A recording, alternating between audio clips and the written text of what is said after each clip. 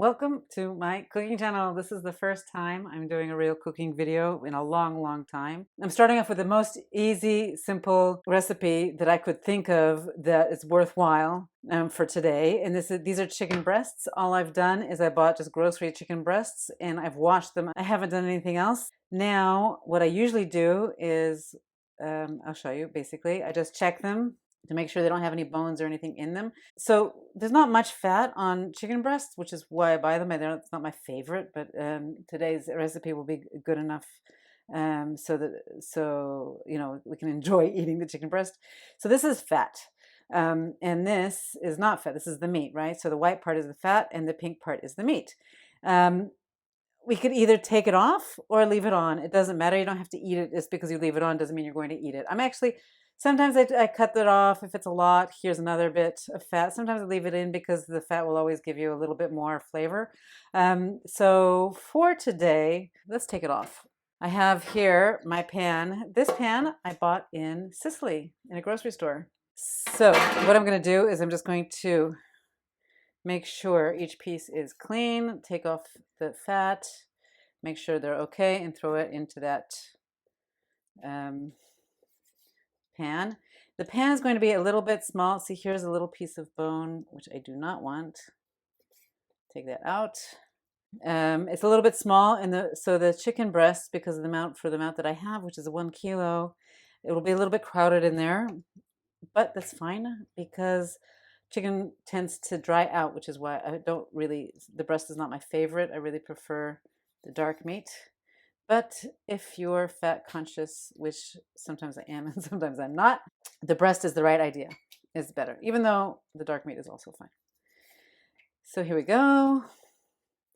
And you guys are going to have to be kind to me, as this is my first cooking video of this style. I used to teach cooking a lot, and I love teaching all things that I know that I feel like I can teach and others can benefit from. And I love teaching cooking, especially. I used to teach both children and adults to cook. I haven't done it for a long time, and I actually did cooking videos way back when, but they were a totally different style. So this is much easier to do. Now, the recipe it's kind of a dry rub. And here I have the ingredients. It's oregano and thyme and olive oil and garlic powder and paprika and brown sugar. And what I have to say about these things is that in this recipe, the dried versions are better than the fresh versions. So what that means, we could have fresh thyme and fresh oregano and fresh garlic and even fresh paprika, but it would not have the same effect as having a dry rub on the chicken meat. So it will taste better and it won't burn. Like if you have fresh garlic, the bits of garlic will burn. So I prefer not to do that in this recipe. Now, here, what's fun about this recipe is, and in general, what I try to do is to not use too many bowls. So I can just do all the mixing and the cooking and everything in the one pan. So what I'm going to do is first use the olive oil, and it doesn't matter. This is, if anybody's interested, ask me and I can give you the amounts, but the amounts are really, they don't matter at all. So it's a little bit of olive oil, okay? So I put, it's about 1/4 cup for this whole thing.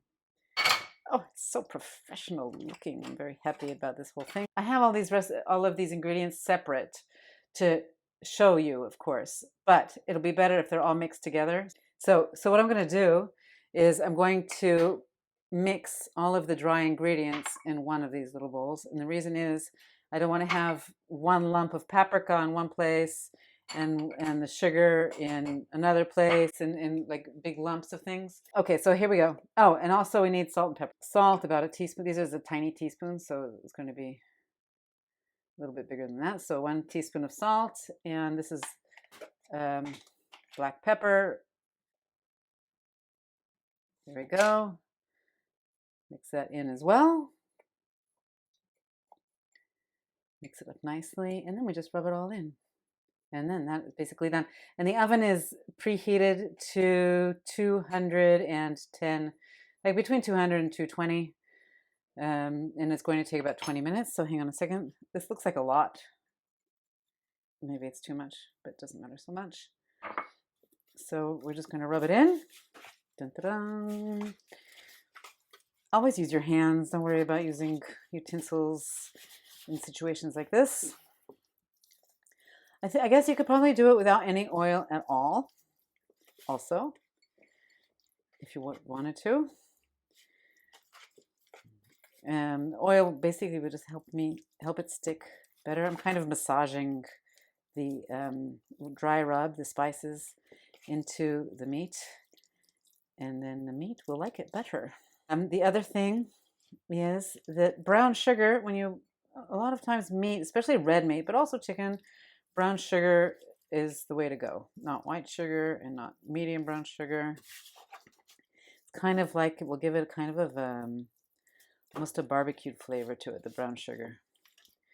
It'll give it a sweet flavor is what it'll do. So 20 minutes, you don't have to touch it, you don't have to do anything, you just put it in here and we'll see you on the other side. Okay, so 20 minutes is up. Let's see what's going on over here. I haven't touched the chicken. Oh my gosh, but it smells really good and it looks really good.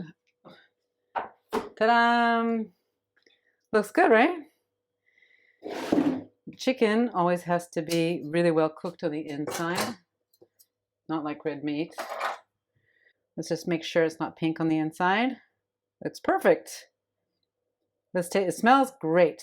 So let's taste it. Let me get a fork. Hi, this is me tasting the chicken. Oh, it's hot.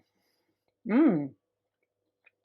It's really good. Normally, it would take maybe 5 minutes to make, 20 minutes in the oven. I would let it sit for about 10 minutes before I served it, just so the chicken kind of relaxes and you have all the juices, they get out into the rest of the meat. And there we have it, baked chicken breasts with a dry rub. They came out really great. Let me know how they come up for you. Give me any feedback that you have. And I will continue to make these videos and hopefully they'll get better every time I make one. Have a great weekend, everybody.